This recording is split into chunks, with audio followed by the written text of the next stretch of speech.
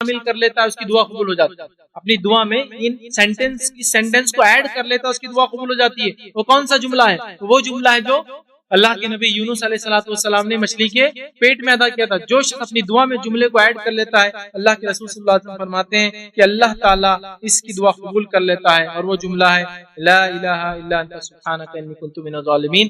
یہ دعا جو پڑھتا ہے مطلب یہ جملہ اپنی دعا میں جو شخص ایڈ کر لیتا ہے تو اللہ کے رسول فرما رہے ہیں کیونکہ یہ ایسی دعا ہے کہ جب بھی کوئی مسلمان شخص اسے پڑھ کر دعا کرے گا تو اللہ تعالیٰ اس کی دعاؤں کو قبول فرمائے گا. یہ جملہ اگر دعا میں شامل کرتا ہے پھر اپنی حاجت رکھتا ہے تو اللہ تعالیٰ اس کی حاجت کو پورا کر دیتا ہے. اسی طرح ایک اور جملہ ہے جس کے تعلق السلام علیکم. آپ بھی ہمارے اس کام میں تعاون کریں اپنی زکوٰۃ اور صدقات کے ذریعے. ڈونیشن ڈیٹیل حاصل کرنے کے لیے ڈونیٹ اس پر کلک کریں. اگر آپ کو ہمارا ویڈیو پسند آئے تو اسے شیئر کریں اور ثواب کے حقدار بنیں. روزانہ ہمارے نئے ویڈیوز پانے کے لیے یوٹیوب چینل کو سبسکرائب کریں اور بیل آئیکن دبائیں. ہم سے دیگر سوشل میڈیا پر جڑنے کے لیے ویڈیو میں دیے گئے آئی ڈیز کو سرچ کریں. جزاک اللہ. ہر رات جب آخری تہائی حصہ 1/3 رات کا باقی ہوتا ہے، حصہ باقی رہتا ہے، ہمارا رب تبارک و تعالی آسمانی دنیا پہ نزول فرماتا ہے اور منادی کرتا ہے کون ہے جو مجھ سے دعا کرے میں اس کی دعا قبول کروں، کون ہے جو مجھ سے سوال کرے میں اس کو عطا کروں، کون ہے جو مجھ سے بخشش مانگے میں اس کو بخش. انسانی دنیا پہ اللہ رب العزت کیا کرتا ہے؟ نزول کرتا ہے ہر رات. کب؟ رات کا لاسٹ 1/3 جب بچتا ہے، جس کو ہم زبان میں کیا کہیں گے؟ فجر سے پہلے کا وقت جس میں ہم سحر کرتے ہیں رمضان میں عام طور سے، وہ ہوتا ہے رات کا لاسٹ 1/3 آخری پہر. اور اس میں کی گئی نمازیں، اس میں کی گئی عبادتیں، اس میں کی گئی دعا اور اس میں اٹھ کر پڑھی گئی نمازیں نفل جس کو تہجد کہتے ہیں افضل ہے. ویسے تو تہجد عشاء کے بعد بھی پڑھی جا سکتی ہے. افضل آخری تہائی بچا ہے تب اللہ تعالیٰ نزول کرتا ہے. یہ سب سے بہترین وقت ہے دعا. لوگ بولتے ہیں دعائیں کب کرے؟ سب سے بہترین نماز پڑھو اس رات کے حصے میں اٹھ اور اس رات کے حصے میں اٹھ کر سجود کرو اور اس سجدے میں اللہ سے دعا کرو کیونکہ بندہ اللہ سے قریب سب سے. اور یہ ٹائم کی دعا اللہ رد نہیں کرتا بلکہ اللہ تو اعلان کرا رہا ہے کوئی مانگنے ہے، کوئی سوال کرنے ہے، کوئی بخشش طلب کرنے والا میں دینے. خوب اللہ سے سوال کیجیے، خوب اللہ سے بخشش طلب کیجیے اس وقت میں اٹھ کر اللہ کی عبادت. سورہ نساء میں جو خوشگوار زندگی کے لیے بڑے اہم ہے یاد رکھیں. تو آئیے وہ کیا اصول ہے جس کو ہم اپنائیں. میں آپ کے سامنے آج انشاءاللہ عزیز 11 اصول رکھوں، 11 ایسے پوائنٹس رکھوں 11 جو پوائنٹ سے خوشگوار زندگی، خوشحال زندگی، ایک اچھی زندگی، پرامن زندگی اور ایسی زندگی جس میں انسان مطمئن ہو اپنے آپ سے، ایسی زندگی کے لیے 11 کیا اصول ہے. یقیناً یہ 11 ہی اصول نہیں ہے، یہ قرآن و سنت سے میں نے 11 اصول نکالے لیکن یہ اور بھی زیادہ ہے. لیکن میں نے سوچا کہ 11 اہم اصول ہیں، انشاءاللہ ان کو اپنا لیا جائے تو باقی چیزیں بھی زندگی میں آسان ہو جاتی. تو وہ 11 اہم اصول میں آپ کے سامنے یاد رکھ رہا ہوں لیکن اس کا ہرگز مطلب نہیں یہ 11 ہی چیزیں اس کے علاوہ کچھ نہیں. تو آئیے پہلا وہ کیا اصول ہے جس اصول کو ہم کو لاگو کرنے سے انشاءاللہ ایک خوشگوار زندگی ہماری گزریں گی اور فتنے، فساد اور آزمائش کی اور تکلیف کی زندگی سے اپنے آپ کو ہم محفوظ کر لیں گے. اس کا پہلا اصول آپ کے سامنے رکھتا ہوں. وہ پہلا اصول ہے ایک خوشگوار اچھی زندگی کو منانے کا، گزارنے کا اور فتنوں اور فساد اور آزمائش سے بچنے کا. وہ ہے ایمان اور عمل. ایمان اور عمل صالح یہ سب سے پہلا، سب سے بیسک، سب سے بنیادی اصول ہے دنیا اور آخرت کی سکون والی، امن والی، خوشحال زندگی گزارنے کا. ایمان جس کے پاس نہیں، عمل صالح جو نہیں کرتا، یقیناً نہ اس کو سکون ہے، نہ اس کو اطمینان ہے، نہ وہ خوشحال زندگی گزار سکتا ہے. وہ آزمائشوں میں، وہ تکلیفوں میں، وہ فتنوں میں مبتلا ہے اور اللہ رب العزت اس کو وقتاً فوقتاً عذابات سے دوچار کرتا ہے. پہلا اصول جس کو ہمیں ماننا ہے خوشگوار زندگی کے لیے، ایک اچھی لائف کے لیے، ایک ایسی لائف جس کو ہم دنیا میں انشاءاللہ انجوائے کریں اور آخرت میں بھی اس کا بہترین بدلہ ملے، وہ ہے ایمان اور عمل صالح. یہ سب سے پہلا اصول ہے، یاد رکھیے، ہمیں یاد رکھنا ہے، اس پر عمل کرنا ہے. اللہ رب العزت سورہ نحل سورہ نمبر 16 آیت نمبر 97 میں فرماتا اور کہتا ہے من عمل صالحا من ذکر او انثى وهو مؤمن فلا يحيينه حیاة طیبة ولا نجزینهم اجرہم بأحسن ما كانوا يعملون. اللہ فرماتا اور کہتا ہے سنیے، من عمل صالحا من ذکر او انثى، جو کوئی نیک کام کرے، جو کوئی نیک کام کرے، چاہے مرد ہو چاہے عورت ہو، وہ مومن مگر ہو ایمان والا. جو کوئی اچھے کام کرے مگر ہو ایمان والا، چاہے مرد ہو چاہے عورت ہو، فلا یحیینہ حیات طیبہ، تو ہم اس کو دنیا کی ایک بہترین زندگی عطا کریں گے اور فرمایا آخرت میں بھی ان کی اجروں کا بہترین بدلہ دیں گے. تو جو کوئی اچھے اعمال کرے ایمان کے بعد، چاہے مرد ہو چاہے عورت ہو، تو دنیا کی اچھی زندگی گزارے گا اور آخرت میں اس کے عمل کا اس کو بہترین بدلہ ملے گا۔ تو اس آیت کے اندر دو چیزیں بتائی گئی، ایک بہترین دنیا کی زندگی اور بہترین آخرت کی زندگی کے لیے۔ وہ پہلا کیا چیز تھی؟ پہلا تھا وہ جو ہے اعمال کرے نیک اور ہو ایمان والا۔ تو ایمان اور عمل صالح اگر دونوں مل جائے، دنیا کی بہترین زندگی انشاءاللہ اور آخرت کی بھی بہترین زندگی ملے گی۔ اسی طرح سورہ رات سورہ نمبر 13 کی آیت میں 29 میں 29 میں اللہ نے فرمایا کہا، جو لوگ ایمان لائے اور انہوں نے نیک عمل کیے ان کے لیے خوشحالی بھی ہے اور عمدہ ٹھکانہ بھی ہے۔ جو لوگ ایمان لائے اور نیک کام کرے ان کے لیے خوشحالی بھی ہے اور عمدہ ٹھکانہ بھی ہے آخرت میں، یاد رکھیے۔ تو دیکھیے ایمان لا کر نیک کام کرنے والوں کے لیے کتنی خوشخبریاں قرآن دے رہا ہے کہ دنیا کی اچھی زندگی، آخرت کی اچھی زندگی، یہاں کی پرسکون زندگی، وہاں آخرت کا گھر اچھا۔ تو یقیناً ایمان اور عمل صالح بڑی اہم چیز ہے اور اللہ تعالیٰ اپنے وعدے کے خلاف نہیں کرتا۔ ہم سب جانتے ہیں اللہ رب العزت نے سورہ آل عمران سورہ نمبر 3 آیت نمبر 9 میں فرمایا اور کہا، ان اللہ لا یخلف المیعاد، اللہ تعالیٰ اپنے وعدے کی خلاف ورزی نہیں کرتا۔ جب اس نے کہہ دیا کہ ایمان لانے والے اور نیک عمل کرنے والوں کو اچھی دنیا کی زندگی، اچھی آخرت کی زندگی دیں گا، تو اللہ تعالیٰ وعدے کی خلاف ورزی نہیں کرتا۔ یقیناً اس کا وعدہ سچا ہے اور ہمارے لیے یہ وعدہ بالکل سچا ہے کہ ہمیں اللہ رب العزت اگر ایمان لائے جیسا اس کا حق ہے اور عمل صالح کرے جو کہ اس کا حق ہے ایمان کا، تو انشاءاللہ عزیز ایک اچھی زندگی ملے گی۔ ہم میں سے بہت سارے مسلمان چکے ہیں، بہت سارے ہم لوگ مسلمان ہیں، مسلمان ہونے کے باوجود ہم دیکھتے ہیں ہم نے ایسا ایمان جیسا ہونا اس کے تقاضوں کو پورا نہیں کیا۔ ہم نے ایمان کے بعد عمل صالح کو نہیں اپنایا، جس کے نتیجے میں ایمان کے بعد عمل صالح نہیں اپنانے کے نتیجے میں آج ہم ایک آزمائش کی اور پرفتن زندگی، مطلب فتنے والی زندگی، پریشان حال زندگیاں گزار رہے ہیں۔ تو اگر ہم ایمان والے ہیں، پہلی چیز ہے تو عمل صالح میں اضافہ کیجیے، اور اگر ایمان والا کوئی انسان نہیں ہے تو دنیا اور آخرت کی سکون والی زندگی اس کے لیے ہے ہی نہیں، یاد رکھیے۔ ایمان آستھا، بلیف یاد رکھیے، وہ ہونا، فیت ضروری ہے اپنے بنانے والے میں، ویسی آستھا، ویسا ایمان، ویسا فیت، ویسی بلیف جو اس کا حق ہے، جو اس کا حق ہے، یاد رکھیے۔ تو یہ پہلا طریقہ ہے پرامن زندگی گزارنے کا، یاد رکھیے۔ اور جو ہے دین پر عمل نہ کرے تو کبھی بھی خوشگوار زندگی ملے گی، اس کو سوچے بھی مت، خواب و خیال میں مت لائیے۔ ہاں مال و دولت زیادہ ہو سکتی ہے لیکن وہ سکون اور خوشحال زندگی، خوشگوار زندگی کی کوئی دلیل نہیں ہے۔ مال و دولت کئی لوگوں کے پاس ہے لیکن آج پریشان ہے اپنے بیوی سے، بچوں سے، پڑوس سے، سماج سے، ملک سے، اور اس کی مختلف مصیبتوں اور پریشانی مبتلا ہے۔ ٹھیک ہے، تو ایمان اور عمل صالح یہ بڑی اہم چیز ہے، یاد رکھیے۔ اور ہمیں جو ہے اگر ایک باوقار، عزت والی، ایک بڑی اچھی زندگی گزارنا اس دنیا کی، اور اللہ تعالیٰ کے پاس جانے کے بعد بہترین بدلے اگر ہمیں چاہیے تو ہمیں ایمان لانا ہوگا جیسا ایمان لانے کا حق ہے، یاد رکھیے۔ اور اس میں سب سے پہلے ایمان میں جو چیز داخل ہے وہ ہے توحید، وہ ہے توحید۔ اللہ پر ویسا ایمان جیسا حق ہے، توحید ہمیں درست کرنا ہوگی، اس لیے کہ بہت سارے لوگ اپنے آپ کو ایمان والا ہونے کا دعویٰ کرتے ہیں لیکن توحید نہیں ہے۔ اس لیے کہ اللہ رب العزت نے سورہ یوسف میں اس بات کو دہرا فرمایا اور کہا وَمَا يُؤْمِنُ أَكْثَرُهُم بِاللَّهِ إِلَّا وَهُمْ مُشْرِكُونَ۔ اے نبی آپ دیکھو گے اکثر لوگ ایمان کے دعوے کے باوجود سوا شرک کے کچھ نہیں کرتے، الا وَهُمْ مُشْرِكُونَ، مشرک ہے، وہ دعویٰ ایمان کا ہے۔ آج ہم ایمان کے دعوے کرتے ہیں اور اللہ کے ساتھ شریک کرتے ہیں، پھر کیسے خوشحال زندگی ملیں گی بھائی؟ سوال یہ کیسے ملیں گی؟ جب رب کے ساتھ کسی کو شریک کر دے گا انسان تو کیسے ملیں گے خوشحال زندگی کے لیے؟ بڑی محنت ہے، یاد رکھیے، بڑی مشقتیں دنیا اور آخرت کی خوشحال زندگی کے لیے، وہ اگر ہم نہیں کریں گے، توحید جس میں سب سے اول ہے، یاد رکھیے۔ اس لیے کہ اگر توحید کسی کی خراب ہو جائے تو باقی چیزیں اس کو فائدہ نہیں دیتی۔ اور دوسرا کام جو کرنا ہے ہمیں، ایمان اور عمل کی جو بات میں کر رہا ہوں، اتباع سنت کو لازم جان لیجیے، نبی اکرم صلی اللہ علیہ وسلم کے طریقے کو لازم جان لیجیے۔ اور یہ شریعت ہے، یاد رکھیے، اللہ کی کتاب اور رسول اللہ صلی اللہ علیہ وسلم کے طریقے پر چلنا ہمارے لیے واجب اور لازم ہے۔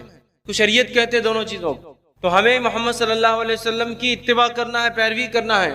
جو دین آپ نے لا کر دیا، چھوڑ دیا، جس کو مکمل کر دیا، جو اللہ کا دین تھا اور جس کی تکمیل آپ کی نبوت کے ساتھ جو ہے ختم ہو گئی، کہ آپ نے جو ہے نبوت آپ کی آئی اور دین مکمل ہو گیا، اس سے پہلے اس میں چینجز، تبدیلیاں آتی رہی اس کے احکامات میں، تو اس دین کو امین وہن ویسے ہی چلنا ہے جیسے کہ اللہ کی کتاب نے بیان کیا، رسول اکرم صلی اللہ علیہ وسلم نے بیان کیا، اور جیسے صحابہ نے اس چیز کو سمجھا۔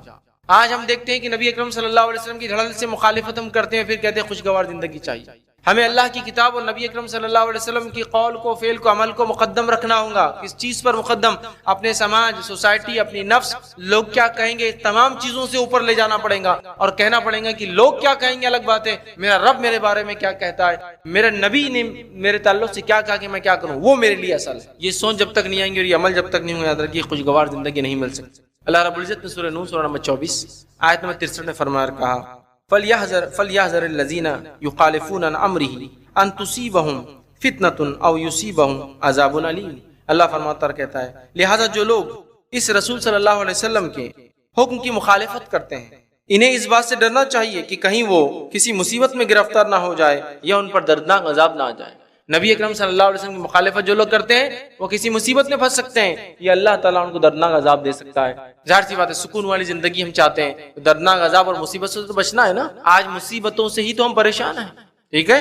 تو لہٰذا یہ چیز ہمیں کرنا ہوگا۔ یہ پہلی چیز تھی کہ ایک پورا من خوشحال، فتنے اور فساد، مصیبتوں سے پاک زندگی کر چاہیے، تو ہمیں ایمان اور عمل صالح یاد رکھیے، اس پر عمل کرنا ہوگا۔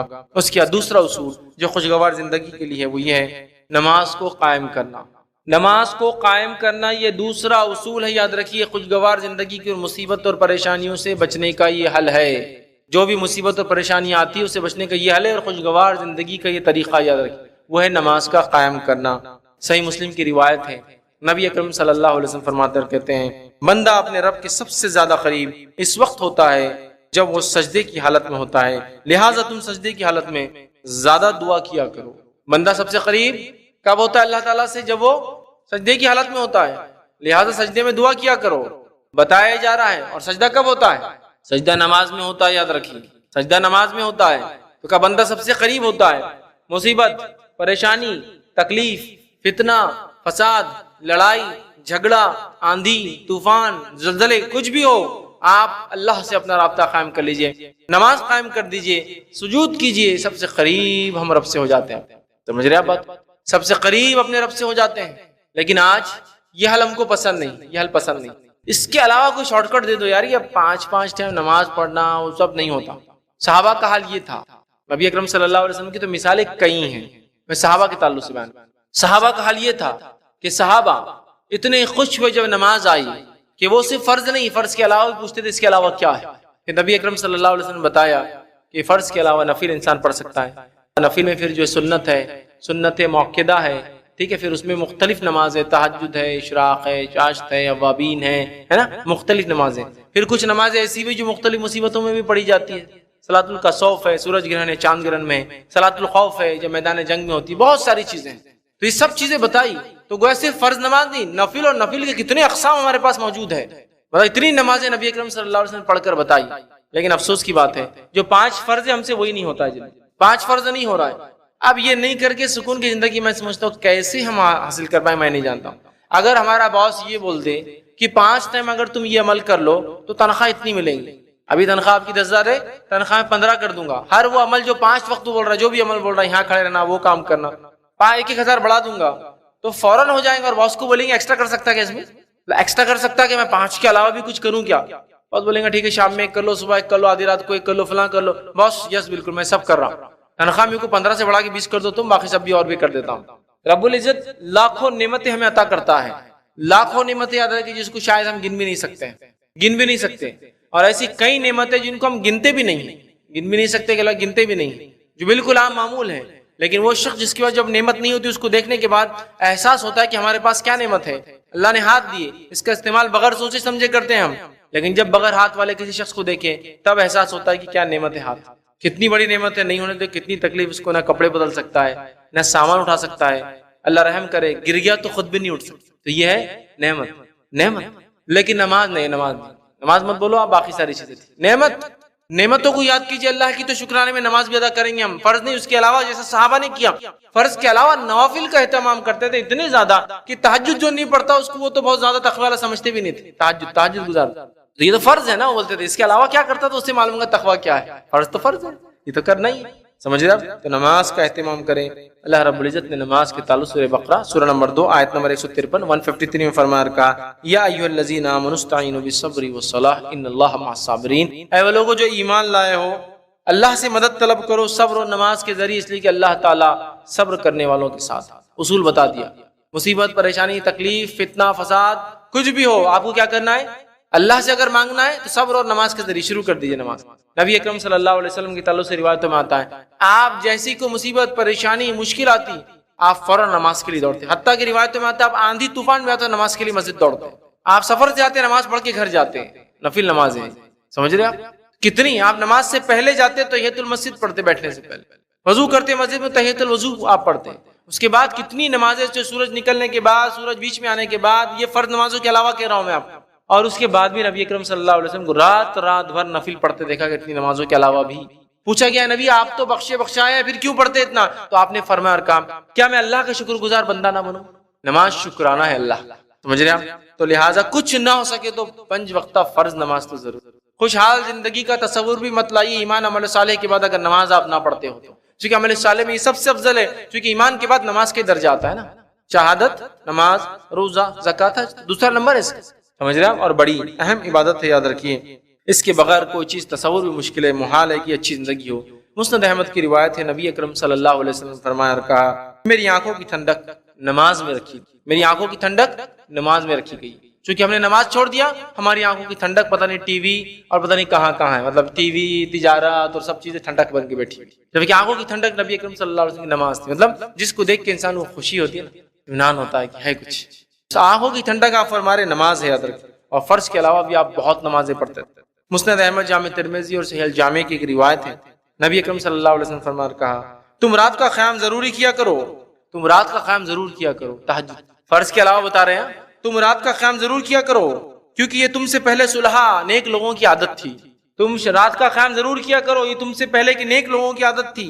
پھر فرمایا اور کہا اور رات کا قیام اللہ کے قریب کرتا ہے، رات کا قیام انسان کو اللہ سے قریب کرتا ہے، جب انسان اللہ سے قریب ہوتا ہے تو خود بخود مصیبت اور پریشانیوں سے دور ہو جاتا ہے، تو رات کا قیام اللہ سے قریب، یہ فرض کے علاوہ بتایا جا رہا ہے، اور نمازوں میں سب سے افضل نماز پہلے فرض اور پھر نفل ہے، اور یہ نفل کی بات ہو رہی ہے، جب نفل سے ہو جاتا ہے تو فرض سے کتنا ہوتا ہوگا بندہ، تو کہا یہ تم کو اللہ سے قریب کر دیتا ہے۔ سنیے دوسرا فائدہ، گناہوں کو مٹاتا ہے، رات کے قیام کو لازم جان لو، یہ تم کو قریب کرتا ہے اللہ سے، گناہوں کو مٹا دیتا ہے، پھر فرمایا برائیوں سے روکتا ہے تم کو، اور پھر فرمایا جسمانی بیماریوں کو دور بھی کرتا ہے۔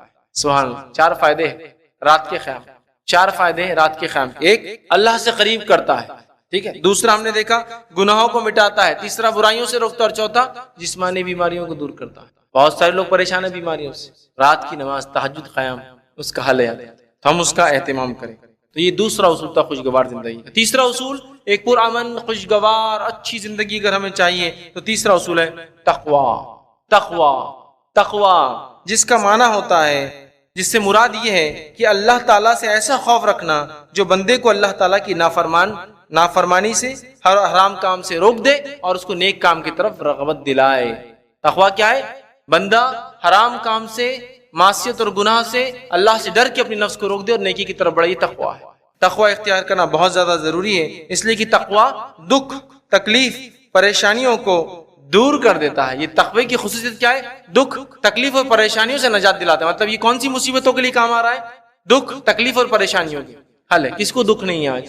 کس کو پریشانی نہیں ہے؟ کون سا انسان تکلیف میں نہیں ہے؟ یہ تقوی اس کے لیے علاج ہے، یاد رکھیے۔ یہ تقوی خوشگوار زندگی کا بہترین اصول ہے، یاد رکھیے کہ اللہ کے ڈر سے گناہوں سے رکنا اور نیکی کی طرف متوجہ نہ بڑھنا۔ اللہ رب العزت سورہ طلاق، سورہ نمبر 65 آیت نمبر 2-3 میں فرماتا ہے، دیکھیے آیت اس طرح سے اللہ فرماتا ہے وَمَن يَتَّقِ اللَّهَ يَجْعَل لَّهُ مَخْرَجًا، جو اللہ کا ڈر اختیار کرتا ہے، اللہ کا تقوی اختیار کرتا ہے، يَجْعَل لَّهُ مَخْرَجًا، اللہ اس کے لیے نکلنا آسان کر دیتا ہے۔ اور عبداللہ ابن عباس رضی اللہ عنہما اس کی تفسیر میں کہتے ہیں اللہ اس کو دنیا اور آخرت کی پریشانیوں سے نجات دے دیتا ہے، نکلنا آسان کر دیتا ہے تقوی اختیار کرنے سے۔ يَجْعَل لَّهُ مَخْرَجًا وَيَرْزُقْهُ مِنْ حَيْثُ لَا يَحْتَسِبُ، اور ایسی جگہ سے روزی دیتا ہے جہاں سے گمان بھی نہیں کیا ہوں۔ پریشانی مشکل نہیں، تقوی کے فائدوں میں یہ ہے کہ مصیبت پریشانی دور ہوتی ہے اور روزی ایسی جگہ سے ملتی ہے جہاں سے لا يحتسب، سوچا بھی نہیں ہوگا۔ اس کے تعلق سے ایک واقعہ بس مختصر رکھتا ہوں، بہت طویل واقعہ ہے۔ یہ ہے کہ ایک صحابی تھے جن کو نوجوان کو گرفتار کر لیا، رومی جنگ میں پکڑ لیا ان کو رومیوں نے، اور ان کو بیڑیوں میں ڈال دیا۔ ان کے والدین نے کہا اللہ کے رسول صلی اللہ علیہ وسلم کیا کریں؟ تو کہا تقوی اختیار کرو، استغفار کی کثرت کرو۔ تو انہوں نے استغفار کی کثرت کر دی، تقوی اختیار کیا۔ نتیجہ یہ ہوا کہ وہ کہتے ہیں صحابی میں بیڑیوں میں جکڑا ہوا تھا، رات میں اچانک بیڑیاں ٹوٹ گئی، لوہے کی زنجیریں ٹکڑے ہو گئی، میں اس بیڑیوں میں سے نکل کے اونٹنی میں نے جو باڑے میں سے نکالی اس پہ سوار اور بھاگنے لگا، اور اس کے پیچھے کئی اونٹنیاں اور اونٹ بھاگنے لگے، مطلب باڑا کھل گیا، سب بھاگنے لگے۔ میں صبح فجر سے پہلے گھر پہنچا، آ کے والدین کو آواز دی تھی، والدین دوڑے دوڑے آئے کہ آواز سن لی بیٹے کی، سمجھ کے بیٹا آیا، ملے مسجد میں فوراً جو فجر کی نماز کے لیے گئے، نبی اکرم صلی اللہ علیہ وسلم سے ملے، کہا اللہ کے رسول ہم نے تقوی اختیار کیا، استغفار کی کثرت کی، بیٹا چھوٹ کر آ گیا۔ اس بیٹے نے کہا اللہ کے رسول صلی اللہ علیہ وسلم میں جب جس اونٹنی پر بھاگا تو کئی اونٹ اس کے پیچھے چل کر آ گئے، اب ان اونٹوں کا کیا کروں؟ یہ تو اپنے نہیں ہے نا، دشمن کے ہیں، دشمن کے باڑے تھے، اب ظاہر جان بچانے کو ان کا اونٹ لے کر بھاگی، دوسرے بھی آ گئے۔ تب یہ آیت نازل ہوئی، اللہ نے فرمایا وَمَن يَتَّقِ اللَّهَ يَجْعَل لَّهُ مَخْرَجًا، جو اللہ کا تقوی اختیار کرتے ہیں نا، اللہ دنیا کی مصیبتوں سے نکلنا آسان کر دیتا ہے، وَيَرْزُقْهُ مِنْ حَيْثُ لَا يَحْتَسِبُ، اور وہاں سے روزی دیتا ہے جہاں سے گمان بھی نہیں کیا ہوں گا۔ نبی اکرم صلی اللہ علیہ وسلم فرمایا یہ اونٹ اب تم رکھ لو، کہاں سے روزی ملی؟ جہاں سے سوچا بھی نہیں تھا۔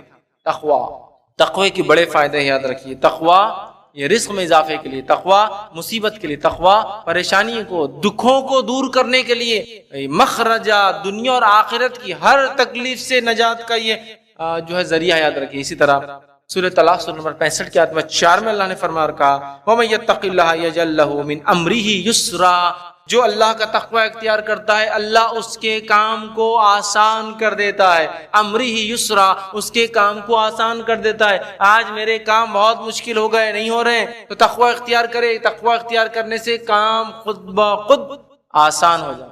امرہ یسرا، آج کس کا کام ہے جو پریشان نہیں ہے؟ ہر آدمی پریشان ہے، آپ کے کام کے اندر اگر آسانی چاہتے ہیں تقوی اختیار کرنا پڑے گا۔ اسی طرح جو ہے تقوی کے تعلق سے یاد رکھیے یہ بڑی اہم چیز ہے، اللہ رب العزت نے سورہ اعراف سورہ نمبر 7 آیت نمبر 96 میں فرمایا اور کہا تقوی کے تعلق سے وَلَوْ أَنَّ أَهْلَ الْقُرَىٰ آمَنُوا وَاتَّقُوا لَفَتَحْنَا عَلَيْهِمْ بَرَكَاتٍ مِّنَ السَّمَاءِ وَالْأَرْضِ، اللہ فرما رہا ہے اگر یہ بستی والے، کیا فرما رہا اللہ، وَلَوْ أَنَّ أَهْلَ الْقُرَىٰ آمَنُوا، یہ بستی والے اگر ایمان لائے، وَاتَّقُوا، اور اللہ کا ڈر اختیار کرے، لَفَتَحْنَا عَلَيْهِمْ بَرَكَاتٍ مِّنَ السَّمَاءِ وَالْأَرْضِ، تو ہم آسمان اور زمین کے برکت کے دروازے ان کے لیے کھول دیں گے، ہم آسمان اور زمین کے برکت کے دروازے کھول دیں گے اس قوم کے لیے اگر یہ ایمان لا کے تقوی اختیار کرے۔ آج ہمیں نہ کھل کر گناہ کرنے میں ڈر لگتا ہے، نہ چھپ کر گناہ کرنے میں ڈر لگتا ہے۔ تقوی آج ہماری زندگیوں سے غائب ہے، یاد رکھیے تقوی دل کی کیفیت ہے، یہ ظاہر سے بھی کبھی نظر آ سکتا ہے لیکن ضرور نہیں، اصل کیفیت اس کی دل کی، ورنہ سامنے کوئی انسان متقی پرہیزگار بتاتا ہے اور پیچھے جا کے گناہ کرتا ہے۔ تقوی بڑی اہم چیز یاد رکھیے، اور یاد رکھیے تقوی اگر اختیار نہیں کریں گے تو نعمتیں جو دی ہوئی ہے وہ چھن جاتی ہے، یاد رکھیے، اس لیے کہ جب شکرانہ نہیں ادا ہوتا اللہ کی نعمتوں کا تو اللہ دیوی نعمتوں کو بھی چھین لیتا ہے۔ آدم علیہ السلام سے ایک قطع ہوئی، جنت سے نکالے، شیطان نے ایک نافرمانی کی اللہ کی، جنت سے نکالا گیا اور ملعون ہوا قیامت تک کے لیے، مطلب تقوی کے خلاف کام کیا، حرام کام کیا شیطان نے، کہ اللہ نے حکم دیا تھا سجدہ کر آدم کو، کہا میں بہتر ہوں آدم سے، نتیجتاً ہمیشہ کے لیے ملعون ہو گیا، لعنتی ہو گیا، مردود ہو گیا، دھتکارا گیا۔ سمجھ رہے ہیں بات؟ تو لہٰذا نعمتوں کو باقی رکھنا ہے تو اللہ کا شکر ادا کریں اور تقوی اختیار کریں، یاد رکھیے، ورنہ رہی سے بھی نعمت جو انسان کا نعمت ہے وہ بھی چلی جاتی ہے، یاد رکھیے۔ اسی طرح جو انس بن مالک رضی اللہ عنہ گناہ اور معصیت کے تعلق سے فرمایا کرتے تھے، چونکہ تقوی کے خلاف عمل ہے کہتے تھے، اور یہ بات انہوں نے تابعین سے کہی، اور اس بات کو جو صحیح بخاری میں جو ہے امام بخاری نقل کیا، وہ تابعین سے کہہ رہے ہیں۔ انس بن مالک رضی اللہ عنہ کا قول ہے، وہ کہتے ہیں آج تم ایسے ایسے عمل جو تم کرتے ہو اور جن کو بال سے بھی تم جو ہے زیادہ اہمیت، مطلب الفاظ آج تم ایسے ایسے عمل کرتے ہو جو تمہاری نگاہوں میں بال سے بھی زیادہ باریک ہے، مطلب تم اس کو معمولی سمجھتے ہو، جبکہ ہم نبی اکرم صلی اللہ علیہ وسلم کے زمانے میں ان گناہوں کو جو ہے ان گناہوں کو ہلاک کرنے والے گناہوں میں شمار کرتے تھے۔ آج تم تابعین کچھ ایسے گناہ کر رہے ہو جس کو معمولی سمجھ رہے ہو، ہم نبی اکرم صلی اللہ علیہ وسلم کے زمانے میں ان گناہوں کو ہلاک کرنے والا سمجھ رہے ہیں، تو لہٰذا ہمیں تقوی اختیار کرنا۔ چوتھا اصول خوشگوار زندگی کا، ایک اچھی زندگی کا، وہ کیا ہے؟ وہ ہے توبہ اور استغفار۔ توبہ اور استغفار، توبہ اور استغفار یہ ایک بہت خوشگوار زندگی کے لیے ایک بہترین اصول ہے، اور جب انسان پر جو مصیبت آتی ہے، جسمانی بیماری آتی ہے، ذہنی اور روحانی اذیتیں جب اس کو ملتی ہے، ٹھیک ہے، اور اسی طرح جو ہے بہت ساری پریشانیوں میں مبتلا ہوتا ہے، لڑائی جھگڑے ہوتے ہیں، یہ استغفار سب سے بہترین طریقہ ان سب سے نکلنے کا، ان سب سے بچنے کا ہے استغفار۔ استغفار کی کثرت، استغفار کیا ہے؟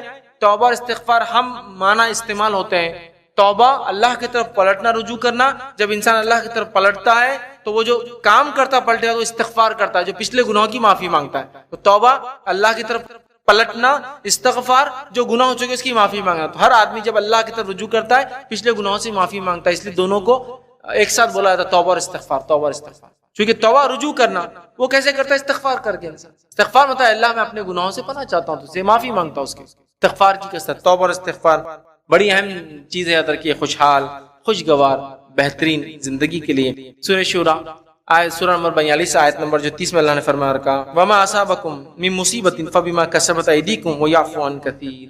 جو مصیبت و پریشانیاں تمہارے پاس آتی ہے وہ تمہارے ہاتھوں کی کمائی بھی ہے، حالانکہ ہم تو تمہیں بڑا معاف کرتے. یہ تمہارے ہاتھوں کی کمائی ہے حالانکہ ہم تمہیں بڑا معاف کرتے ہیں. مطلب اللہ تعالیٰ تو ہمیں معاف کرتا ہے، لیکن ہم اتنے اعمال برے کرتے ہیں کہ عذاب جو بھی ہم پر آتا ہے، جو مصیبت آتی ہے وہ ہماری کمائی بھی یاد رکھیے. جو مصیبت ہم پر آتی ہے وہ ہمارے ہاتھوں کی کمائی یاد رکھیے. تو یہ گناہوں کی وجہ سے ہوتا ہے نا، تو گناہوں کی معافی کے لیے استغفار یہ طریقہ ہے. جتنے گناہ ہوتے چاہے کتنے ہو، سمندر کے جھاگ کے اتنے ہو، استغفار اس کو مٹا سکتا ہے یاد رکھیے، جبکہ وہ سچے دل سے کر کے توبہ کر لے. استغفار کیا، آج استغفار اور توبہ ہمارے پاس رسمی ہے. رسمی سمجھتے ہیں آپ؟ کسٹمری. نماز ہو گئی، نماز کے ادھر ادھر دیکھنا، تھوڑا سا ادھر ادھر، کوئی دیکھ رہے تو نہیں، کوئی دیکھنے جب دیکھ لے نہیں دیکھ رہے جھٹ سے کھٹ کھٹ کھٹ 2-3 بار ہاتھ یوں کرے، توبہ. یہ توبہ ہے. اور استغفار کا کیا معنی ہے؟ استغفار کا معنی جب گناہ کرو تو جب پڑھو ایسا دیکھو کسی کو یا حرام چیز کو دیکھو، استغفر اللہ استغفر اللہ استغفر. یہ استغفار اور توبہ ہے ہمارا. جب کوئی نہیں دیکھ رہا چپ کے دیکھ کے گالوں کو پیٹنا، یہ توبہ ہے. استغفار یہ کہ گناہ کرتے جاؤ اور استغفار پڑھتے جاؤ، گناہ کرتے ہو استغفار پڑھتے جاؤ، یا گناہ کی چیز دیکھو تب استغفار پڑھو تاکہ شاید معاف ہو جائے. یہ ہمارا اصول ہے. توبہ اور استغفار کا معنی یہ ہے. سچی توبہ کا معنی یہ بندہ اس گناہ کو کم از کم دوبارہ نہیں کرتا، اس لیے کہ بندے ہونے کے ناطے، انسان ہونے کے ناطے دوسرا گناہ ہوگا اس سے لیکن وہ نہیں ہوگا. یہ ہے توبہ. اور توبہ کے لیے انسان استغفار کرتا ہے، اللہ سے رجوع کرتا ہے، معافی مانگتا ہے. اور اس کے کیا فائدے ہیں؟ آئیے، خوشحال زندگی میں جو چاہیے وہ سب استغفار میں چھپا ہوا ہے. اللہ رب العزت قرآن میں سورہ نور سورہ نمبر 71 آیت نمبر 10 سے لے کر 12 میں فرماتا اور کہتا ہے فَقُلْتُ اسْتَغْفِرُوا رَبَّكُمْ إِنَّهُ كَانَ غَفَّارًا. اللہ فرماتا اور کہتا ہے فَقُلْتُ اسْتَغْفِرُوا رَبَّكُمْ إِنَّهُ كَانَ غَفَّارًا. نوح علیہ السلام اپنی قوم سے کرے، اے میری قوم تم اللہ کا سے استغفار کرو، توبہ کرو، رجوع کرو، اپنے گناہوں سے معافی مانگو. رب انہ کان غفارا، تو یقیناً تم اس کو معاف کرنے والا پاؤں گے. یرسل السماء علیکم مدرارا، اور تم اگر استغفار کرو گے تو اللہ آسمان سے موسلا دھار بارش برسائیں گا، نفع بخش بارش دیں گا. آج بارش کی کمی ہے، استغفار، گناہ کی کثرت ہے، استغفار ہوتا نہیں، گناہ تو کر رہے ہیں معافی نہیں مانگ رہے اس کی. یرسل السماء علیکم مدرارا، جب آسمان سے موسلا دھار بارش اور بہترین فائدہ مند بارش برسائیں گا. وَيُمْدِدْكُمْ بِأَمْوَالٍ وَبَنِينَ، اور تمہارے مال میں اور لڑکوں میں اضافہ کر دیں گا، اولاد میں اضافہ کر دیں گا. یمدد اموال وبنین ویجعل لکم جنات ویجعل لکم انہارا، اور تمہیں جو ہے باغات عطا کریں گا اور اس کے اندر نہریں جاری کر دیں گا. 5 فائدے ہیں ایک استغفار کے. کیا کیا فائدے ہیں؟ پہلا، اللہ معاف کریں گا، معاف کریں گے استغفار کے وجہ سے. دوسرا، آسمان سے موسلادھار بارش برسائیں گا، دنیاوی فائدہ. ٹھیک ہے. تیسرا کیا کریں گا؟ مال بڑھا دیں گا، اولاد بڑھا دیں گا، کھیتی باڑی بڑھا دیں گا، اور ساتھ میں نہریں جاری کر دیں گا. سب کچھ جو خوشحال زندگی کے لیے چاہیے وہ سب استغفار میں چھپا ہوا ہے. سب کچھ یاد رکھیے. استغفار، کثرت سے استغفار، کثرت سے استغفار کیجیے. اور یہ جتنے نکات میں نے اب تک لیے، چوتھا تھا یہ، اور اس کے علاوہ 11 لوں گا. یہ ہر نقطے پہ، ہر نکات پہ میرا ایک کمپلیٹ مکمل لیکچر اور بیان ہے. پچھلے سالوں میں جو میں نے ہر نقطے پہ ایمان و عمل صالح، اس پہ آپ کو مکمل ملے گا. استغفار کی بات ہو رہی، مکمل بیان اس میں. اسی طرح تقوی کے بارے میں مکمل بیان آپ کو ملے گا. ہر عنوان جتنے بھی ہیں سب پہ میں نے مکمل لیا ہے، مختصر لے رہا ہوں. یاد رکھیں. تو یہاں دیکھیے توبہ اور استغفار کا فائدہ، 5 فائدے بتائے جا رہے ہیں. کثرت سے کرے، یہی وہ سب چیزیں جو انسان کو لگتی ہے اولاد نہیں ہے، استغفار کرے. کثرت، کھیتی باڑی برابر نہیں ہو رہی ہے، ایگریکلچر، استغفار کیجیے اللہ سے. نہریں نہیں ہے، آپ کو پانی کی ضرورت ہے، استغفار. بارش نہیں برس رہی ہے، استغفار. مال میں کمی ہے، استغفار. استغفار کی کثرت کیجیے. نبی اکرم صلی اللہ علیہ وسلم ایک دن میں 70 سے 100 مرتبہ استغفار، 70 to 100 times. یہ ہمیں ایک تعلیم تھی کہ جب نبی اتنا کرتے ہیں تو امت کتنی کثرت سے کرے. اس لیے کہ نبی تو بخشے بخشائے ہوتے ہیں، گناہ نہیں کرتے، ہم تو گناہ گار ہیں، ہے نا. تو لہٰذا کثرت کرے استغفار. اسی طرح 5واں اصول جو خوشگوار اور اچھی زندگی کے لیے، وہ اصول کیا ہے؟ آئیے اصول دیکھتے ہیں. وہی ہے کامیاب اور خوشحال زندگی کے لیے، وہ ہے دعا. اللہ سے دعا کیجیے اور کثرت سے دعا کیجیے. یاد رکھیے، کثرت سے دعا کریں، اس لیے کہ اللہ تعالیٰ دعاؤں کو سنتا ہے اور اللہ ہی دعاؤں کو سنتا ہے. ٹھیک ہے. اور ان سے اللہ سے کثرت سے دعائیں کیجیے اور مانگیے. ہر مصیبت کا حل یاد رکھیے دعا بہت اہم ہے. یاد رکھیے دعا کا کرنا. جامع ترمذی، سنن جو ابو داؤد اور اسی طرح سنن ابن ماجہ کی روایت ہے. نبی اکرم صلی اللہ علیہ وسلم نے فرمایا، بے شک اللہ تعالیٰ حیا کرنے والا ہے اور نہایت مہربان ہے. اور کوئی آدمی جب اس کی طرف ہاتھ بلند کرتا ہے اور جو دعا کرتا ہے تو اللہ کو حیا آتی ہے کہ اس ہاتھ کو کیسے خالی واپس لوٹائے. اللہ کو شرم آتی ہے کہ اس اٹھے ہوئے ہاتھ کو کیسے خالی لوٹائے. اور اللہ تعالیٰ جب انسان دعا کرتا ہے تو تین میں سے کوئی ایک شکل میں اس دعا کو قبول کر لیتا ہے. الاداب المفرد کی روایت ہے کوئی مسلمان جب کوئی ایسی دعا کرتا ہے جس میں گناہ اور قطع رحمی نہیں ہوتی تو اللہ تعالیٰ تین میں سے کوئی ایک چیز ضرور اس کو عطا کرتا ہے. پہلا، اس کی دعا کو جلد قبول کرتا ہے جیسا مانگا ویسا. دوسرا، اس کو ذخیرہ آخرت، توشہ آخرت بنا کے رکھ دیتا ہے کہ آخرت میں اجر دوں گا. اور تیسرا، اس دعا کے بدلے دنیا کی کوئی مصیبت کو ٹال دیتا ہے. تین میں سے ایک بینیفٹ ہے ہی، یا تو قبول کر لیں گے ہو بہو، یا تو کوئی مصیبت کو ٹال دیں گا دنیا میں، یا آخرت میں توشہ دیں گا. اور آخرت میں کیسا دیں گا؟ ایک روایت میں آتا ہے جب آخرت میں لوگ جائیں گے اور کہیں گے اللہ نام عمل میں کچھ ایسے اعمال ہے جو ہم نے کیے نہیں، تو بتایا جائیں گا یہ وہ دعائیں تھی جو قبول نہیں ہوئی، اس کا نتیجے میں یہ اعمال ہے. تو بندہ کہیں گا کاش اللہ میری ایک بھی دعا قبول نہیں کیا ہوتا، اتنا بدلہ ملیں گے. دعا اللہ سنتا ہے، سیدھے سنتا ہے. مانگنے والے کو مانگنا آنا چاہیے. بہت سارے لوگ بولتے ہیں کہ اللہ سیدھے نہیں سنتا، وسیلے کی ضرورت ہے. وسیلہ لگایا جا سکتا ہے، اس کے اپنے شرائط اور کنڈیشن ہے، لیکن اللہ تعالیٰ سیدھے سنتا ہے. اور اللہ کے رسول صلی اللہ علیہ وسلم اور تمام صحابہ کی زندگی آپ دیکھیں اکثر نے بغیر وسیلے کی دعا کی. اکثر صلہ بھی ہے لیکن اسے کنڈیشن ہے، یاد رکھیے ابھی وقت نہیں ہو سب لینے کا، لیکن اکثر نے سیدھے دعا کی اور اللہ سنتا ہے. یاد رکھیے سلیمان علیہ السلام اپنے لاؤ اور لشکر کو لے کے چلے، چرند اور پرند اور جانور اور انسان سب چلے بارش کے لیے، نماز استسقاء کے لیے. بارش نہیں ہوئی تھی، دعا کے لیے نکلے، آدھے راستے تک چلے، راستے تک واپس چلو، دعا کی ضرورت نہیں ہے. دعا قبول ہو گئی. لوگوں نے کہا ہم تو بارش کی دعا کے لیے گئے تھے، دعا تو ہوئی نہیں، پھر بارش کیسے ہوں گی؟ تو کہا جب ہم چلے تھے میں نے دیکھا ایک چونٹی اپنے پیٹھ کے بل لیٹی ہے اور اپنے پیر اوپر کر کے اللہ سے دعا کری، اللہ نے اس کی سن لی. اب ہم دعا کرنے کی بارش کی ضرورت تھی اور وہ لوٹ کر چلے. تو اللہ تو وہ ہے جو چوٹیوں کی سنتا اور سیدھے سنتا ہے.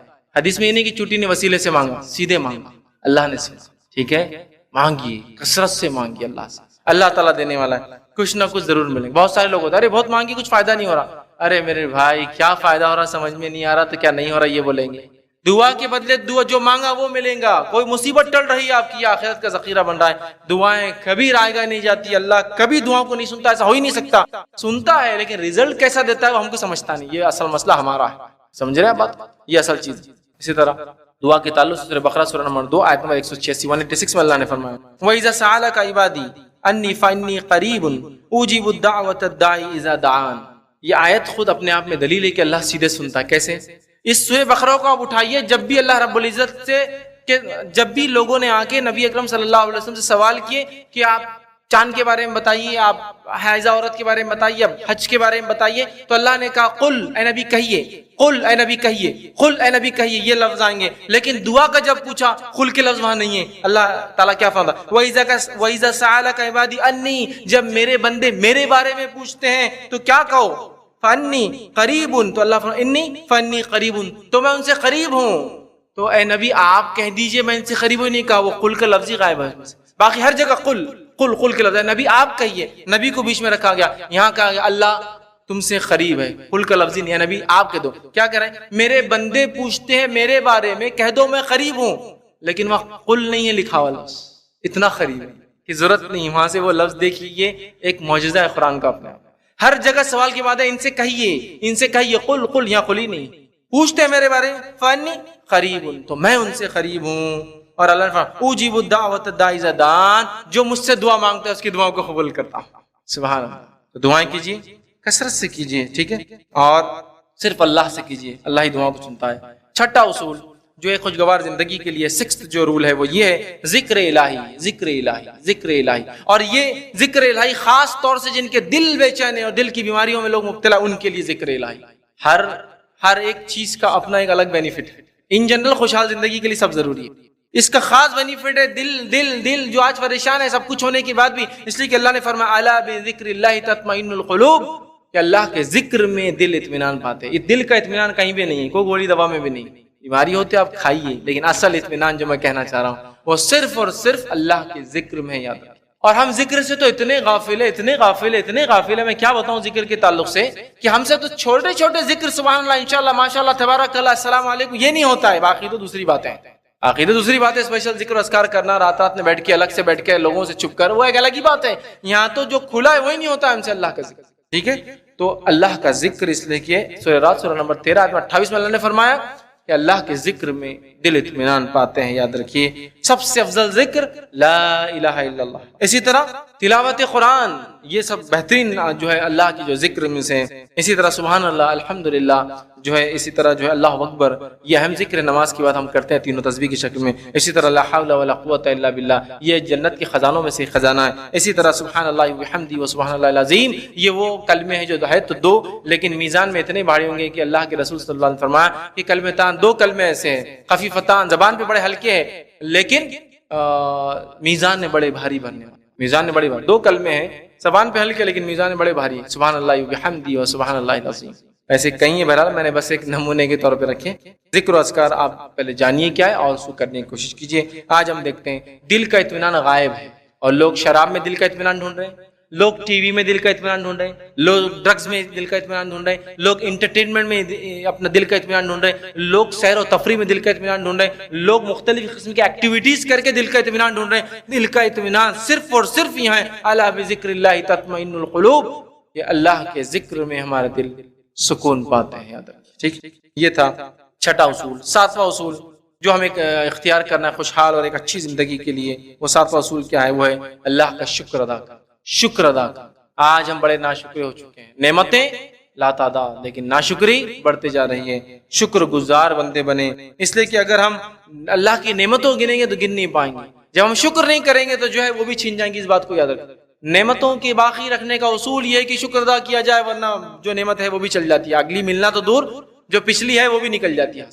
ٹھیک ہے تو شکر ادا کیجیے اللہ تعالیٰ کا ہر نعمت پہ. سورہ ابراہیم سورہ نمبر 14 14 آیت نمبر 7 میں اللہ نے کہا وَإِذْ تَعَذَّنَ رَبُّكُمْ لَئِن شَكَرْتُمْ لَأَزِيدَنَّكُمْ وَلَئِن كَفَرْتُمْ إِنَّ عَذَابِي لَشَدِيدٌ. اللہ فرماتا ہے اور یاد رکھو تمہارا رب نے یہ خبر دے دی ہے, تم کو خبردار کر دیا ہے اس معاملے میں کہ اگر تم شکر گزاری کرو گے تو تمہیں اور زیادہ دوں گا, اور اگر تم کفر اختیار کرو گے ناشکری کرو گے تو پھر میری سزا بہت سخت ہے, میرا عذاب بہت سخت ہے. شکر کرو گے تو اور دوں گا, اضافہ کر دوں گا, اور اگر شکر نہیں کرو گے تو عذاب میں مبتلا کروں گا اور میرا عذاب اللہ فرمانا بڑا سخت ہے. تو ہمیں شکر گزار بندہ بننا چاہیے. یاد رکھیے یہ بڑی اہم بات ہے. یاد رکھیے. اور اسی طرح سورہ نساء سورہ نمبر 4 آیت نمبر 147 147 میں اللہ نے فرمایا اگر تم لوگ اللہ کا شکر ادا کرو اور خلوص نیت سے ایمان لے آؤ تو اللہ کو کیا پڑی ہے کہ وہ تمہیں عذاب دے, جبکہ اللہ تو بڑا قدردان اور سب کچھ جاننے والا. اللہ فرما رہا ہے اللہ جو قوموں کو عذاب دے رہا ہے, اللہ کو کیا پڑی تم کو عذاب دینے کی, اگر تم کیا کرو. آیت اگر تم اللہ کا شکر ادا کرو, اور شکر ادا کیسے کرو کہ خلوص دل سے ایمان لاؤ, یہی شکر ہے اس کا, تو اللہ کو کیا پڑی تم کو عذاب دینے کی.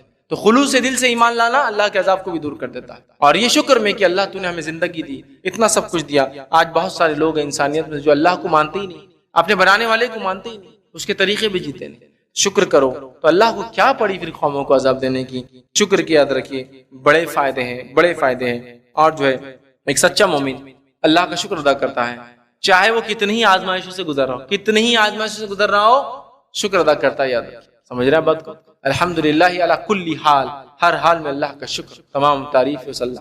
معلوم کوئی جیا بھی تو اللہ کی تعریف ہے, اور کوئی مر بھی گیا تو تعریف اللہ کی شکر ہے. معلوم لیکن ہمارے پاس ذکر بھی خاص ہے. کوئی اگر اولاد کی پیدائش پہ الحمدللہ کہے تو لوگ بڑے خوش ہوں گے, کسی کے انتقال پہ الحمدللہ کہے تو جان لے لیں گے اس کی. اللہ کی تعریف تو کم نہیں ہوتی کسی کی جینے اور مرنے سے. الحمدللہ علی کل حال, جو حال میں اللہ کی تعریف, تمام تعریف ہے اللہ کی. الحمدللہ کا معنی اللہ کا شکر نہیں ہوتا ہے, تمام تعریف ہے اللہ کے لیے. تو میں جیوں, مروں, بیمار رہوں, صحت مند رہوں, تعریف تو اللہ کی. سمجھ رہے ہیں؟ تو ہم جو ہے اللہ تعالیٰ کی جو نعمت ہے, ایک سچا مومن اس کا شکر ادا کرتا ہے اللہ تعالیٰ کا, اور جو ہے آزمائش میں چاہے کتنے مبتلا ہو وہ اللہ کے شکر کے خلاف کام کبھی نہیں کرتا. یاد رکھیے. اور نبی اکرم صلی اللہ علیہ وسلم کثرت سے نمازیں پڑھتے. جب پوچھا گیا کہ آپ کے تو گناہ بھی بخشا ہے, آپ نے فرمایا اور کہا کیا میں یہ پسند نہیں کرتا کہ میں اللہ تعالیٰ کا شکر گزار بندہ بنوں. شکر گزار بنے اللہ کا, یہ بڑا بہترین اصول ہے. آئیے اسی طرح ہم آگے بڑھتے ہیں. آٹھواں اصول ایک خوشگوار زندگی کا ہے, ایک ہیلدی لائف کا ہے, ایک اچھی زندگی کا ہے, وہ ہے صبر. شکر اور صبر یہ دو عظیم نعمت ہے, جس کو مل جائے نا اور ایک کے بعد دوسرا آ جاتا ہے, اور ایک غائب ہو تو دوسرا بھی غائب ہو جاتا ہے. صبر, کیونکہ صبر آپ کو شکر کرنے لگاتا ہے, اور آپ جب شکر کرتے تو آپ میں صبر پیدا ہوتا ہے. تو صبر یاد رکھیے ایک بڑی اہم چیز ہے جس کی بڑی کمی نظر آتی ہے ہمارے پاس. جزا اور فضا، رونا اور دھونا، تقدیر کو کوسنا، برا بھلا کہنا، یہ عام ہو چکا ہے. صبر کیجئے، چاہے کسی کی موت ہو جائے، کوئی اللہ تعالیٰ تکلیف پہنچا دے، کوئی آزمائش سے آپ گزرے، کچھ بھی ہو جائے، آپ کو صبر کرنا ہے. یاد انبیاء کا آپ صبر دیکھیے، کئی مثالیں ہم کو ملیں گی. بیماری میں صبر دیکھنا تو ایوب علیہ السلام کو دیکھیے. قوم کا مذاق اڑانا اور تکلیف دینا 950 سال تک، اتنے لمبے زمانے تک کنٹینیوسلی. تھوڑے دن آپ کو ٹیز کیا نا، چڑھایا تو پاگل ہو جاتے انسان. 950 سال تک نوح علیہ السلام کو ستا رہے ہیں، لیکن صبر. نبی اکرم صلی اللہ علیہ وسلم کو دیکھیے، مکی اور مدنی زندگی میں کتنی تکلیفیں آئی. صبر بڑی عظیم نعمت ہے، یاد رکھیے. اور اللہ رب العزت نے بھی قرآن میں یہی فرمایا نا کہ نماز اور صبر اور نماز کے ذریعے ہے نا، واستعینوا بالصبر والصلاۃ، اللہ سے مانگو صبر اور نماز کے ذریعے. تو صبر ایک بڑی اہم نعمت ہے. پھر آزمائش چاہے چھوٹی ہو چاہے بڑی ہو، ہم صبر کریں. صحیح بخاری کی روایت ہے، مسلمان کو جب جو تھکاوٹ یا بیماری محسوس ہوتی ہے یا اسے کوئی غم ہوتا ہے، جو ہے غم سے دوچار ہوتا ہے، حتیٰ کہ اگر اسے کوئی کاٹا بھی چبھتا ہے تو اللہ تعالیٰ اس کے بدلے اس کے گناہوں کو مٹا دیتا ہے. جب کوئی تکلیف آتی ہے در حقیقت وہ ہمارے اعمال کا نتیجہ ہوتی ہے، اور جب آتی ہے تو ثواب بھی دے کر جاتی ہے اگر اس پہ صبر کرے تو، تاکہ ہم سنبھل بھی جائیں اور صبر کرنے کا فائدہ بھی لے لیں. ہر تکلیف مسلمان کو فائدہ دیتی ہے. صحیح بخاری اور صحیح مسلم کی متفق علیہ روایت ہے، جب کسی مسلمان کو کوئی اذیت کوئی تکلیف پہنچتی ہے تو اللہ اس کے گناہوں کو اس طرح دور کر دیتا ہے اسے جس طرح سے درخت کے پتے جھڑ کر گر جاتے ہیں. ہمیں صبر کرنا چاہیے، اللہ تعالیٰ ہمارے گناہوں کو اس سے معاف کرائے. اسی طرح 9 اصول، ایک خوشگوار، ایک اچھی زندگی، ایک بہترین زندگی، ایک ایسی زندگی جس سے ہم خوش ہو جائے، دنیا اچھی ہو آخرت اچھی ہو، اس کا ایک اصول ہے، وہ ہے اللہ پر توکل. اور خاص طور سے رزق میں جس کی کمی ہے اس کے لیے بڑی اہم توکل. بھروسہ اللہ پر بھروسہ، اعتماد، ٹرسٹ ان، جس کو بولیں گے اپون اللہ، یہ ہے توکل.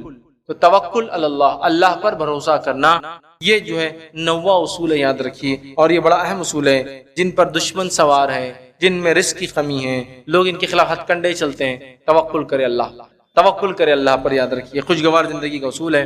اللہ رب العزت نے سورہ جو ہے توبہ سورہ نمبر 9 آیت نمبر 51 فرمایا، کہا قل لن یصیبنا الا ما كتب اللہ لنا هو مولانا وعلى الله فلیتوکل المؤمنون. اللہ نے فرمایا اور کہا، آپ کہہ دیجئے کہ ہم پر کوئی مصیبت نہیں آ سکتی سوائے اس کے جو اللہ تعالیٰ ہمارے لیے مقدر کر رکھی ہے، اور وہی ہمارا سرپرست، اور مومنوں کو اللہ پر ہی بھروسہ کرنا چاہیے. تو کوئی مصیبت، کوئی تکلیف، کوئی پریشانی، رزق کی کمی ہو، توکل کیجیے اللہ پر. اللہ تعالیٰ دیکھیے آپ کو راستے کھول دیں گا. سب سے سخت وقتوں میں بھی جو ہے لوگوں نے توکل کیا اللہ پر، اللہ نے نکالا.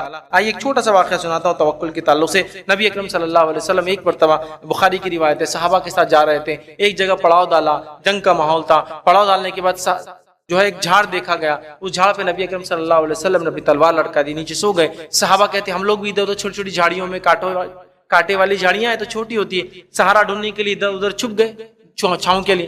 ہوا یہ کہ نبی اکرم صلی اللہ علیہ وسلم نے ہمارے جاگنے کے بعد ہم کو بتایا کہ نبی اکرم صلی اللہ علیہ وسلم سوئے ہوئے تھے، ایک شخص نے آپ کی تلوار نکالی اور آپ کے اوپر سوار ہو گیا، اور سر پر سوار ہو کر کہا، اے محمد تم کو اب کون بچائیں گا؟ نبی اکرم صلی اللہ علیہ وسلم فرماتے ہیں اللہ. تو کہا میں یہ کہہ رہا ہوں تم کو مجھ سے اب کون بچائیں گا؟ اللہ اور کون؟ توکل.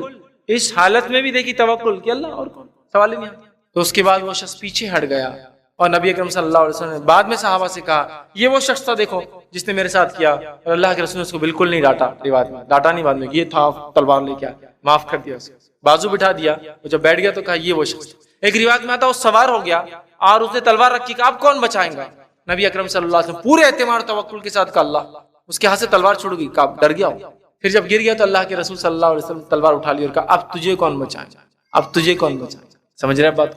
توکل بڑی اہم چیز ہے، اللہ پر بھروسہ، اللہ پر یقین رکھنا. سورہ طلاق سورہ نمبر 65 آیت نمبر 3 میں اللہ نے فرمایا وَمَن يَتَوَكَّلْ عَلَى اللَّهِ فَهُوَ حَسْبُهُ إِنَّ اللَّهَ بَالِغُ أَمْرِهِ. جو اللہ پر توکل کرتا ہے اللہ اس کے لیے کافی ہو جاتا ہے. کیا فرمایا اللہ نے؟ وَمَن يَتَوَكَّلْ عَلَى اللَّهِ فَهُوَ حَسْبُهُ. جو اللہ پر توکل کرتا ہے اللہ اس کے لیے کافی ہو جاتا ہے، یاد رکھیے. ٹھیک ہے. اور اسی طرح ایک اور حدیث میں آپ نے فرمایا اگر تم ویسا توکل کرو جیسا پرندے توکل کرتے اللہ پر، کہ صبح خالی پیٹ گھروں سے نکلتے ہیں، شام جو ہے پیٹ بھر کر گھر واپس آتے ہیں، تو اللہ تعالیٰ بھی تمہیں ویسے ہی روزی دیں گا. کیسا توکل؟ جیسا پرندے کرتے ہیں، صبح خالی پیٹ اور پھر کیا کرتے ہو؟ گھونسلوں سے نکل کر چوکتے ہیں اور اللہ ان کو کھلاتا ہے نا. تو پرندوں کے ایسا توکل. تو اب کوئی شخص یہ نہ بولے کہ میں گھر میں بیٹھا رہوں گا، پرندوں کے ایسا توکل کرتے ہیں.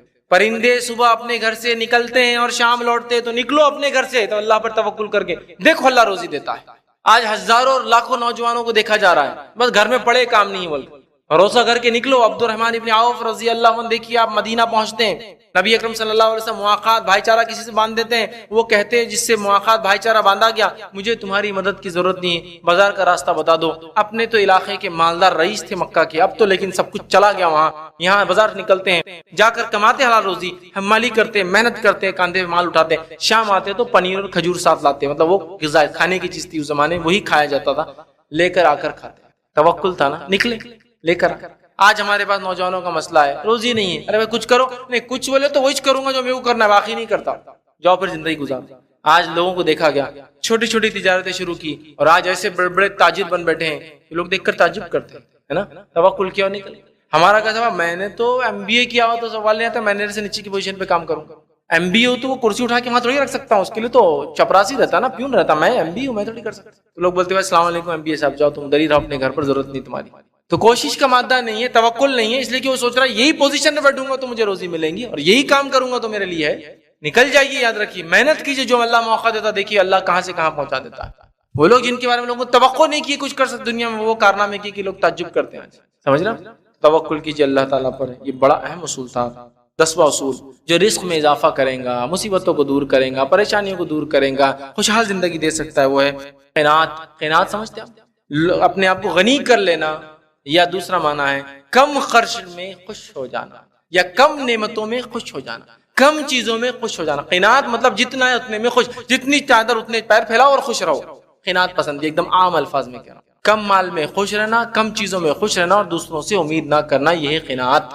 سمجھنا کہ انسان جو ہے ایک سیلف اسٹیم ہو اس کے اندر، کہ وہ جو اللہ نے دیا اس میں کنٹینٹ، اس میں بالکل مطمئن ہو وہ، اور بس جتنی چادر اتنے پیر پھیلاتا اللہ کا شکر کرے۔ قناعت پسندی یہ بڑی اہم چیز ہے، یاد رکھیے، اس لیے کہ قناعت پسندی بہت سارے جو فائدے دیتی ہے یاد رکھیے انسان کو۔ اور قناعت پسندی اگر پیدا کرنا ہے، جتنا ہے اتنے میں خوش رہنا ہے، تو اس کا اصول صحیح مسلم کی حدیث میں نبی اکرم صلی اللہ علیہ وسلم بیان کیا۔ اصول کیا ہے، تم اس شخص کی طرف دیکھو جو دنیاوی اعتبار سے تم سے کمتر ہو، اور اس شخص کی طرف مت دیکھو جو دنیاوی اعتبار سے تم سے بڑا ہوا ہو، کیونکہ اس طرح تم اللہ کی نعمتوں کو حقیر سمجھنے لگو گے۔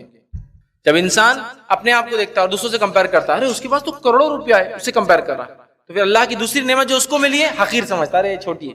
اور جب اپنے سے نیچوں کو دیکھتا ہے تو کہتا ہے الحمدللہ الحمدللہ بہت کچھ ہے۔ وہ آدمی کار میں جا رہا ہے، میں ٹو ویلر پہ جا رہا ہوں، ارے اس کے اس کار ہے، اپنے کو کیا ملا، دنیا میں کچھ نہیں ملا اتنا محنت کر کے۔ آپ اس کو دیکھیے بازو جو ہے جو پیدل جا رہا ہے، الحمدللہ، اپن تو ٹو ویلر پر جا رہے ہیں، الحمدللہ۔ پیدل چلنے والا بس میں جا رہا ہے، اس کو دیکھیں، بس والا جو بولا رہے میرے پاس اس کے ٹو ویلر اس کے پاس فور ویلر ہے، میرے پاس کچھ نہیں، وہ پیدل چلنے والے کو دیکھیں، اس کے بس کے بھی پیسے نہیں۔ اب جو پیدل چل رہا وہ کس کو دیکھے، وہ اس کو دیکھے جو چل بھی نہیں سکتا، الحمدللہ چل سکتا، الحمدللہ۔ سمجھ رہے آپ، نعمت یہ آپ کو بولے میں چل نہیں سکتا میرے لیے کیا ہے، اس کو دیکھے جس کو ہاتھ پیر نہیں، ہل بھی نہیں سکتا، الحمدللہ میں تو چل نہیں سکتا لیکن کچھ نہ کچھ تو کر سکتا نا، اس کو ہاتھ پیر نہیں ہے۔ اب ایسا انسان جو کہہ رہا ہے نہیں اس کو ہاتھ پیر میں کچھ نہیں، وہ اس کو کس نے، وہ دیکھیے اگر وہ با ایمان ہے تو الحمدللہ وہ ایسی حالت میں ایمان والا ہے، اس کا دل ذکر کر سکتا ہے، ایسی بڑی کوئی نعمت نہیں اس کے پاس۔ سب کے پاس ہے کچھ نہ کچھ، سب کے پاس ہے کچھ نہ کچھ، سمجھ رہا۔ تو قناعت جب پیدا ہوں گی جب ہم اپنے سے نیچوں کو دیکھیں گے اور جتنا ہے اس میں خوش ہوں گے، کم مال کم نعمت، الحمدللہ جو ملا سب سے اچھا۔ قناعت پسندی ہم میں آئیں گی، اور یہ بہت اہم چیز ہے، یاد رکھیے۔ نبی اکرم صلی اللہ علیہ وسلم دیکھیے کیا فرمایا، جامع ترمذی کی روایت ہے اور ابن ماجہ میں بھی یہ روایت آتی ہے، جو شخص اس حالت میں صبح کرے، ایک عام اصول بتایا جا رہا ہے ایک اچھی زندگی کا، یہ ہے تو آپ کی زندگی اچھی ہے۔ پھر ہر آدمی اپنے آپ کو کمپیئر کر لے، اس حدیث سے موازنہ کر لے اپنی زندگی۔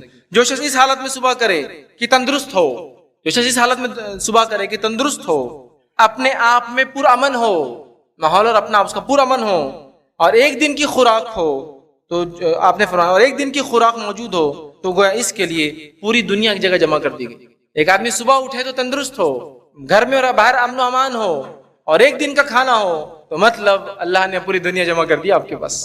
آج یہ سب تو ہم اس کے اوپر کے لیے اللہ سے ناشکری کریں، اللہ نے کیا دیا، اتنی نمازوں کی بات دی بھائی، یہ چیز ان کو اتنے مال و دولت دیا، ان کو کچھ نہیں ہو رہا، ہم کو ہی سب کچھ ہو رہا۔ اتنے مالدار لوگ وہاں چوریاں نہیں ہوتی، ہمارے گھر پہ تقدیر کو کوسنا، برا والا کہنا، جو مصیبت آ رہی ہے اس پہ صبر نہیں، یہ سب ہم نے اپنا، ان کا مال وہاں چوری ہونا، اللہ ہمارے پاس ہی چوری ہو جائے۔ کسی کے بچے کا انتقال ہو جاتا، ان کو تو اتنے لڑکے ان کے بچے نہیں مرتے، ہمارا دیکھو ایک تھا چھین لیے، تقدیر کو کوستے۔ الحمدللہ جو تھا جو ہے سب سے اچھا۔ قناعت پسندی یہ بڑی اہم چیزیں یاد رکھیے. یہ اگر ہم نہیں کریں گے تو پھر ہمیں شکر اور ایک سکون والی زندگی ہم گزار بھی نہیں سکتے. اور 11واں اور آخری اصول جو پرامن خوشگوار زندگی کے لیے جو چاہیے وہ یہ ہے کہ مسلمان دوسرے مسلمان اور دوسرے انسان کی مدد کرے. مسلمان دوسرے مسلمان اور دوسرے انسان کی مدد کرے. یہ بڑی اہم چیزیں. کیوں میں کہہ رہا ہوں یہ خوشگوار زندگی کے لیے ضروری ہے؟ مسند احمد کی روایت ہے، نبی اکرم صلی اللہ علیہ وسلم فرماتے اور کہتے ہیں جو شخص یہ چاہتا ہو کہ اس کی دعا قبول کی جائے اور اس کی پریشانی دور کی جائے تو وہ تنگ دست کی پریشانی کو دور کرے. جو شخص یہ چاہتا ہے اس کی دعا قبول کی جائے اور اس کے بعد آپ فرما رہے ہیں اور اس کی پریشانی دور ہو جائے وہ تنگ دست کی مدد کرے. جو شخص یہ چاہتا ہے کہ اس کی پریشانی اور مصیبت دور ہو جائے تو وہ کسی مصیبت زدہ کسی تنگ دست کی جو ہے دعا قبول اور مصیبت سے وہ بچے تو کسی تنگ دست کی وہ مدد کرے. مطلب ایسا انسان جو تنگ دست ہو، مال نہیں ہے، دولت نہیں ہے، وہ پریشان ہے، اس کی آپ مدد کیجئے، اس کی مدد کیجئے، انشاءاللہ عزیز آپ کی تنگ دستی ختم ہو جائے گی. یہ اس کا ایک اصول ہے، یاد ہے نا. اور ایک حدیث ابو داؤد کی آپ نے فرمایا اللہ جب تک بندے کی مدد کرتا ہے جب تک بندہ اپنے بھائی کی مدد کرتا ہے. اللہ بندے کی جب تک مدد کرتا ہے جب تک بندہ اپنے بھائی کی مدد کرتا ہے. تو ہمیں کیا ایک اچھی زندگی نہیں چاہیے؟ ہم چاہتے ہیں ہماری دعا قبول ہو، تنگ دست کی مدد کیجیے. ہم چاہتے ہیں اللہ ہماری پریشانی کو دور کرے، کسی کی مدد کیجیے. آج یہ نہیں ہونا ہم کو باقی سب مدد تو بولیے مت کی، تو مدد تو نوکر کرتا ہے نا. میں تو سیٹ ہوں، میں تھوڑی مدد کروں گا کسی کی. میں تو سوٹ بوٹ میں، میرے کو تو سوال نہیں آتا کسی کی مدد کرنا. اور یہ حالت دیکھی جاتی ہے. ایک انسان سڑک پر جا رہا ہے، کوئی مال اس نے بھر لیا ہے، بارش کا موسم، نوجوان ہٹے کٹے ہمارے عام زمانے کا تو مسٹنڈے جس کو بولتے کھڑے ہیں، بارش شروع ہو گئی. آپ یہ کمنٹس دیتے ایک دوسرے کو، اس کو معلوم نہیں تھا کہ بارش ہوئی. اور وہ بیچارہ مال بچا رہا اپنا، اس کے پیپر، اس کے بسکٹ، اس کا کوئی ڈرائی فروٹ بیچ رہا ہے، وینڈر ہے چھوٹا موٹا آدمی، اب وہ چھپا رہا ہے. تو اب کمنٹ دیکھیے، اس کو سمجھا نہیں تھا کیا بارش کا موسم ہے لیکن نہیں چلنا بیوقوف. دوسرا بولتا ارے کیسا بچا رہا، دیکھو جلدی جلدی کیسا نکال رہا تھا، کتنا اچھا لگ رہا اور اچھا سین چل رہا ہوتا. ارے بھیگ گیا اس کا مال، یار کاغذ بھیگ جا رہے ہیں. چوتھا کمنٹ دے رہا چلے گا پانی، اب یہ مال نہیں لینا، میں پورے محلے میں بول دیتا اس سے مال مت لے، اس کا بھیگا ہوا مال ہے ابھی. لیکن ایک نوجوان اتر کر اس کی مدد کرنے نہیں جا رہا کہ بھائی بیٹھ تمہیں پلاسٹک نکال، چل ادھر سے پکڑ، ادھر سے پکڑ، ڈھاک اس کو، میں کو مدد کروں. اس کو نہیں سمجھتا کہ بارش کا موسم ہے، لیکن پتا نہیں اس سے گھر میں کھانے کچھ نہیں ہوگا اس لیے نکل گیا بیچارہ. آج رات کو کھلا نہیں سکتا ہوں بچوں کو، تو اس بارش کے موسم میں بھی آ گیا باہر کچھ مل جائے تو. کوئی اپاہج ہے، معذور ہے، محنت کرتے ہوئے جا رہا ہے نا، اپنی گاڑی پر جا رہا ہے، کبھی ٹرائی سائیکلز ہوتے ہیں ہے نا، وہ لے کے جاتا ہے. مالدار ہو کوئی اپاہج تو ایک الگ بات ہے، اس کے لیے تو الیکٹرانک بھی گاڑی ہوتی ہے، لیکن اب غریب ہے بیچارہ یا اپاہج بھی. ہمارے نوجوان کھڑے سڑک کے کونے پہ، وہ چڑھاؤ چڑھ رہا ہے، بڑی محنت کر. تو کمنٹ سن کے کیسے ہوتے، دھکا دینے کا نہیں. اسے گھر والوں کو نہیں سمجھتا کہ اس کے پیچھے کوئی دھکا دینے کے لیے چھوڑنا. کوئی بولتا رہا نہیں کتنا اچھا ہوتا، پورے اتار اتار رہتے شہر میں، تو انہیں بیچارہ جاتا اتار اتار اتار چلتے رہتا. مطلب کمنٹس دے رہے، سجیشنز دے رہے. تیسرا جو رہتا اپنا وہ جو ہیلتھ کلب والا رہتا، اور بائسپ دیکھ اس کی بائسپ، سائیکل چلانے سے بائسپ، ٹرائسپس، فورسپس، اب کیا بن گئے اس کی، شولڈرز، بلیڈ، یہ وہ سب پورے بن گئے زبردست. اب انہیں کیا کر رہا، بولے ایک ہاتھ سے کر رہا تو بن گئے، بولے اس نے دوسرا بھی چلانا، بولے تو دونوں سے کریں گے نا، بولے تو دونوں بھی اس کے سالڈ ہو جائیں گے. کمنٹس یہ.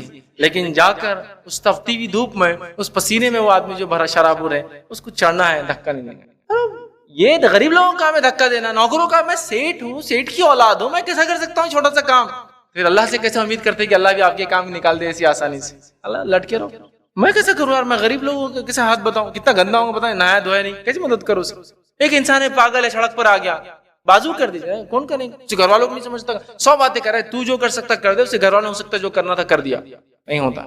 مدد کیجیے، مسلمان ہو یا انسان ہو، مدد کیجیے، اس لیے کہ دعائیں قبول ہوتی ہے، مصیبت دور ہوتی ہے. اور اللہ کے رسول صلی اللہ علیہ وسلم نے فرمایا بندہ جب تک اپنے بھائی کی مدد کرتا ہے اللہ تعالیٰ تب تک اس کی مدد کرتا ہے. تو یہ چند اصول تھے، یاد رکھیے. لیکن یہی اصول نہیں، یہ چند ہیں، انشاءاللہ عزیز ان اصولوں کو اپنا لیں گے، اپنے زندگی ہم لا لیں گے تو ایک خوشگوار، اچھی، امن پسند، بہترین آزمائش سے بغیر ایک اچھی زندگی انشاءاللہ دنیا گزاریں گے اور آخرت کی ہم گزاریں گے. ایک